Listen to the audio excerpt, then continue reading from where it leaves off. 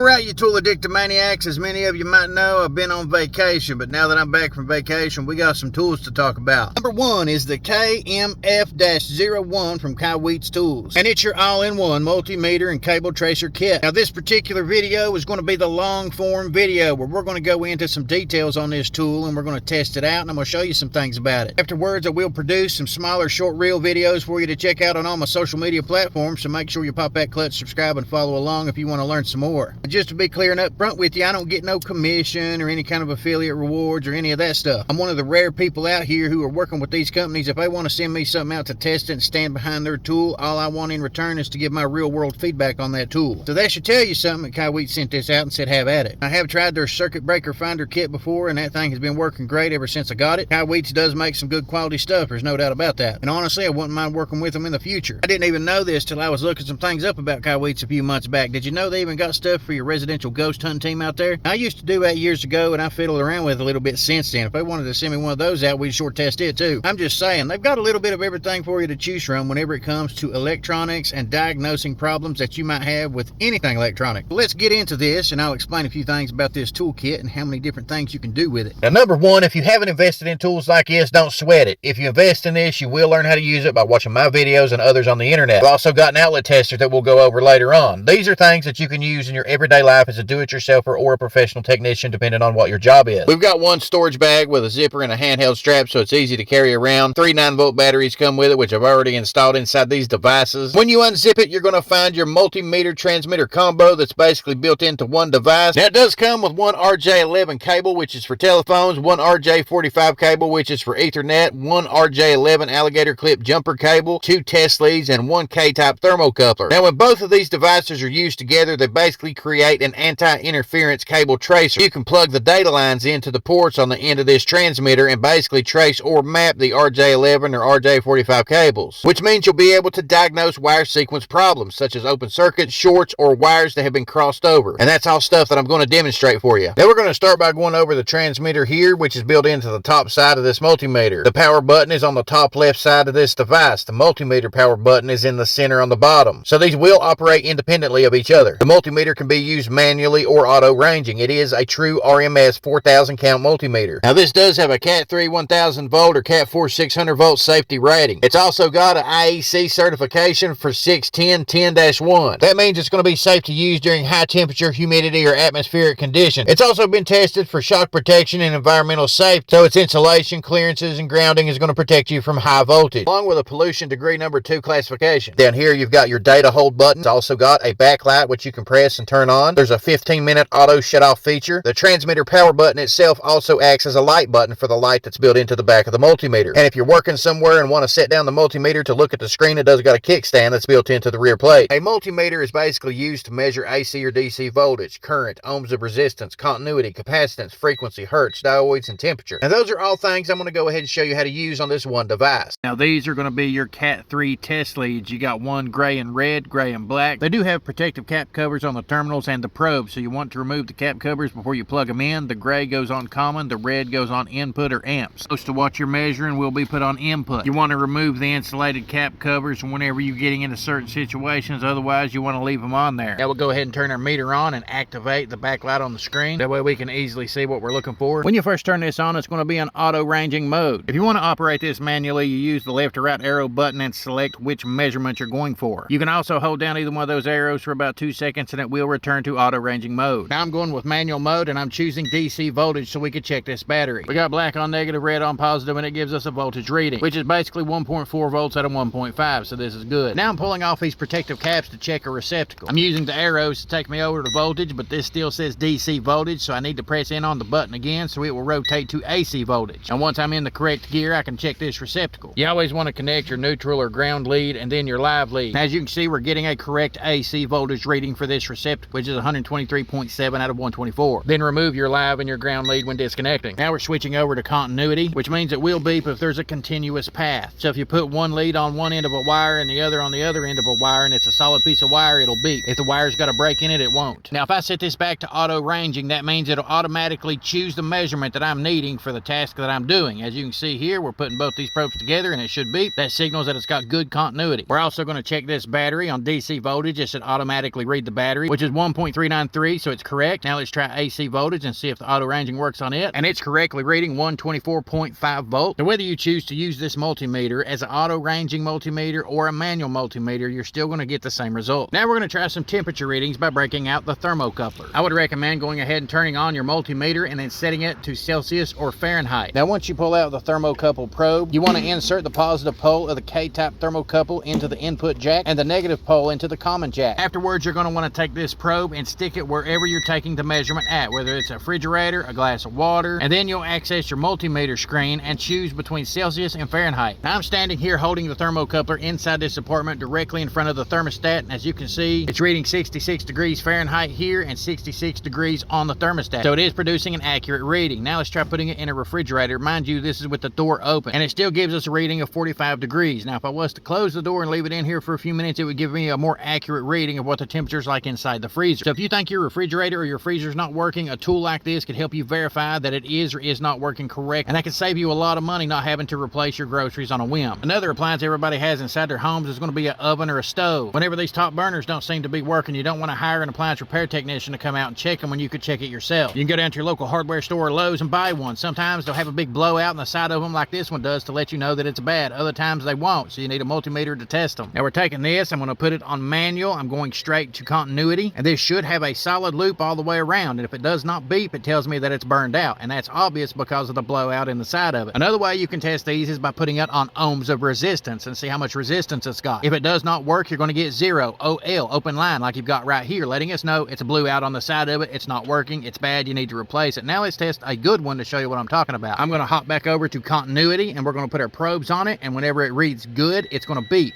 And it's also showing us some numbers on screen. That's ohms of resistance. You ain't got to switch over to ohms to read it, but you can if you want to. As you can see here, we're going to switch to ohms, and I'm going to measure it on ohms alone instead of continuity. It's going to tell me the correct set of ohms that this service element has. So these are two easy ways to verify a good or bad part. Now before I forget, we're going to check out the Fahrenheit setting on this thermocoupler. We're filling up some hot water inside of a measuring cup to see exactly how hot the water is coming out of the boiler. Put the thermocoupler in the water, give it a minute, and see what the temperature reading is, and this one has got it well above 125 to 130 degrees. Now that's some hot water right there. Another feature it has is the hold button. You can press that button and it will hold the reading on the screen. That way if you need to show somebody afterwards like a customer, you can. One of the most expensive calls that you'll make as a homeowner is calling someone out to work on your HVAC unit. Sometimes the repair is something that you could have done yourself if you had a multimeter like this one, which tests capacitance. Most AC units have a dual run capacitor, which is what you're looking at right here. If you look on the side of this, it says 30/5 UF plus or minus 5%. So you should have 30 microfarads between common and HERM and 5 microfarads between common and fan. With the multimeter set to capacitance, you put the black on common and the red on HERM. And we're getting a reading over 29, which puts us well within that 5% of 30. Now you want to test the fan portion of this capacitor. Put the black on common and the red on fan. And we are reading exactly 5 microfarads on this. So our reading is 29.88/5 microfarads, which is exactly what we wanted to see with this capacitor, meaning it's good. Now, there's a lot of multimeters out there that don't have this function, and this one does on top of the cable tracer kit. Saving money on this one repair alone is well worth investing in this multimeter, especially when you consider the service call of what one HVAC technician would charge you. Now we're going to check for frequency, which will be expressed in hertz. Most receptacles in the United States should be right around 60 hertz, and that's what we're testing here. And it's reading 59.9 hertz, which is exactly what it should be reading. If you're going to do your own automotive repairs, you'll be checking your fuses from time to time. There's also some diodes in here. If you don't have a diode tester, you won't be able to test them. A diode is basically a check valve for electricity. With plumbing, it's called a check valve because it lets water flow one way but not the other. With electrical, it lets electrical current flow one way and not the other. So this should read on one side, but whenever I flip the terminals around, it should not read on the other. And as you see, this one's good. Now that I've pretty well covered all the features on the multimeter itself, we're going to jump over here and check out the cable tracing feature. Again, your transmitter is built into the top half of the multimeter. Got the word pair plus 9 LED lights labeled 1 through 8 plus G. Then beneath that, we've got QC with 8 LED lights. It's got the RJ11 RJ45 and QC test ports on top. RJ11 is going to be your standard analog telephone line like this one right here. It connects your landline phones, fax machines, DSL modems, things like that. Your RJ45 is going to be much larger. This is for your Ethernet computers, your routers, your LAN network devices. Now the difference between the two, aside from their size, is the fact that the RJ11 is usually going to be your phone wire. It has 6 positions and 2 to 4 conductors, while the RJ45 has 8 positions and 8 conductors. By conductors, I mean those little wires that's inside there. And then we've got our receiver wand. This basically turns on by the sensitivity adjustment knob getting turned clockwise.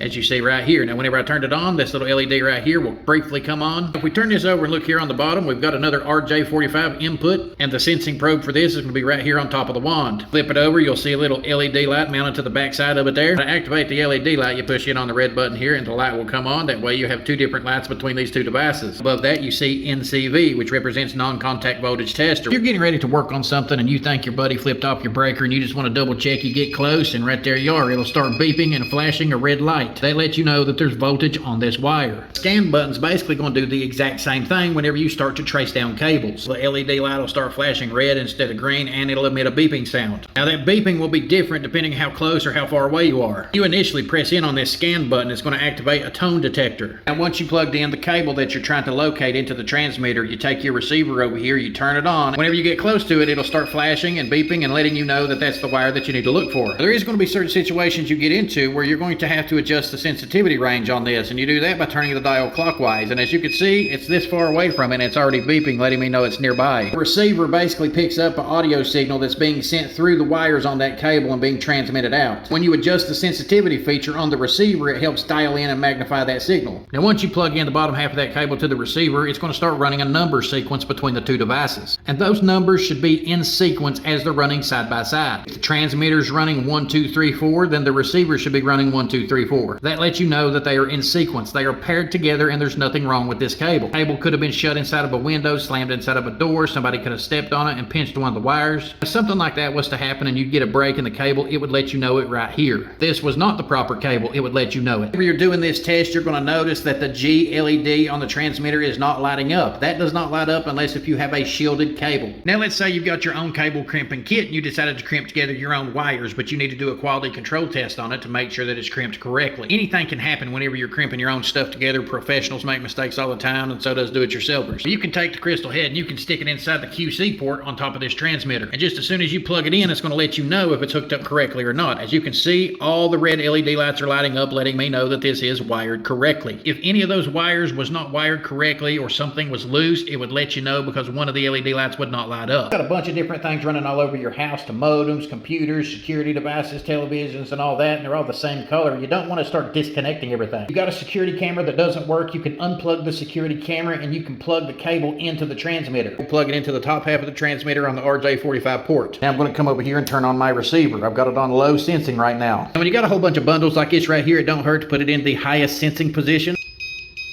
Now we're going to start going over the cables here one at a time. And that lets me know that that's the cable we're looking for. The quickest thing you can do is come to the back half of your boxes and start testing the boxes. And since we're going to get over here to the boxes, I'm going to go ahead and lower the sensitivity range. That way we can test them more accurately. And as you can see, when you find the correct cable, the faster the beep and the faster the LED light will flash red. That lets me know the cable that we're looking for is this one right here on the bottom. It'll save you a big headache trying to guess which cable goes to what. You can accurately pick it out the first time and figure out what the problem is from that point. That's when you can plug that cable in from the transmitter over here to the receiver and do a test on the cable itself. I went ahead and turned the receiver off and I plugged in the cable to the bottom half of the receiver. Now you're going to notice that the pairing numbers are starting to go off in sequence. It's letting me know that this cable is good. If they're out of sequence in any way, then it lets me know that there's a problem with the cable. I want to have an orderly sequence and not a disorderly sequence. As you might imagine, I am out in the field whenever I'm testing on this. I'm coming across a bunch of different scenarios where I'm just going to pull this thing out and use it and see how it does. But I wanted to point out this is your RJ11, just like your regular phone, okay? Now you plug it in on the right hand side right there. You can also plug it into your receiver. Now it's doing the exact same thing as it would with the Ethernet cable. It's going to run the test on it to make sure everything is paired up. But don't let it fool you though, because the port is wider than what the RJ11 is. Now let's say you've got a phone jack inside your wall like this one right here, but it's not working properly. You could pull it out, you can check the wiring in behind it, you can make sure that everything is plugged up and working correctly there. Now this one adapter that you get, the little clip on it is facing toward me, and on this end it's facing the other way. This is pretty well what this is made for. You can easily take it and plug it in. You have verified that the wires and everything in the rear of the plate is hooked up the way they're supposed to be. You need to trace down the line. Your lawn care guy could have been over here cutting grass at your house and cut your phone line outside. You don't know where it's at. Since I do install stuff like this from time to time, I've actually got me a phone jack right here. Took the RJ11 cable that come in the kit, plugged it into the transmitter, turned it on, then I plugged it into the phone jack. You want to get your receiver out, turn it on, and then you can go around the side of your house and start looking for it. As you can see, it's transferring the signal into the phone jack and through the cable. So if you go outside and you find the cable that's cut in two, you can easily verify which one it is. And it also comes with an RJ11 adapter and a set of alligator clips. If you look at the alligator clips, you've got green and white on the black and white and orange on the red. You go outside, you start tracing down the cable and you'll find it severed in half. All you gotta do is take your alligator clips and clip on the orange and the white and the green and the white. Then you turn on your receiver, you take your test wand,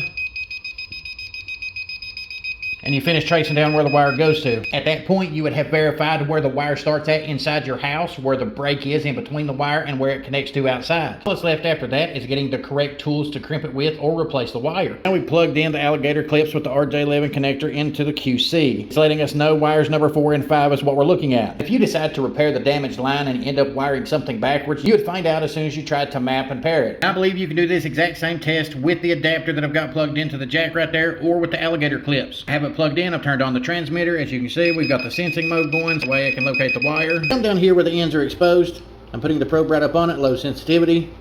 That way I can get a more accurate reading. Some of these are trying to transmit a signal, other ones are not. The blue and white one definitely is. That one definitely is. So what's the problem? We can come up through here.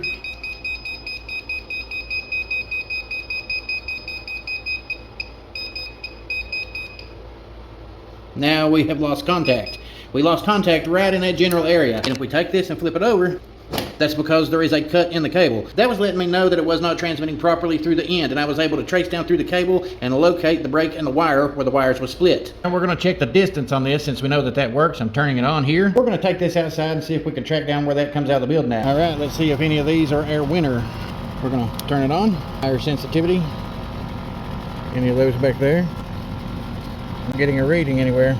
Might not actually be hooked up out here, to be honest with you. I believe it's the one up on the edge of the building and I just can't reach it. Now, since we got a transmitter that does transmit signal through wiring, we can do the exact same thing on Romex, as you see right here with the alligator clips. It's picking up the Romex. Anytime you do something like this, it does not need to be plugged up to power. Always read your instruction manual and do exactly what it tells you to do and nothing more. I'll tell you this much, after using this tool for the last few weeks, it's done everything that I've needed it to do, and it's done it well. It works just as good as other multimeters that I've used for years. I've got Fluke, Greenlee, I've tested out Field Piece, used Cobalt, Craftsman, you name it, I got a bunch of different multimeters. I'm someone who's worked on industrial machines, commercial equipment, automotives, residential, commercial electrical, I mean, you name it, and I've used my fair share of multimeters. And I'm going to enjoy adding this particular multimeter to that tool collection because it's got more versatile features than the rest do. Now, obviously this video is a lot longer than my normal content. That's because this tool has so many different features I couldn't squeeze it all into 2 or 3 short reel videos. But you can stay tuned to the channel, pop that clutch and subscribe, because we're going to be testing this tool in the trades. And I'll follow up with a bunch of short reel content for you to check out when I do. You have the KAIWEETS all-in-one multimeter and cable tracer kit. Why don't you comment down below with your feedback. Otherwise, check out the links I got in the description box below and keep following along because I got plenty more coming up.